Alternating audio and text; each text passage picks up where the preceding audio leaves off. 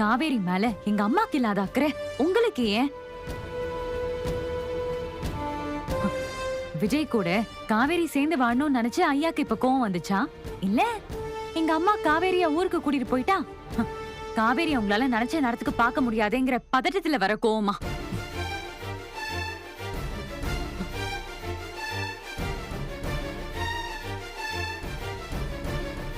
கொடைக்கானல்னா நம்ம ஊரு, தெரிஞ்சவங்க யாராவது பாத்துருவாங்க.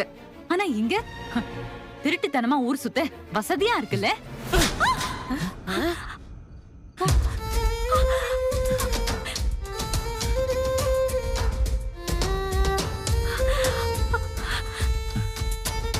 தொலைச்சிடுவேன் சொல்லிட்டேன்.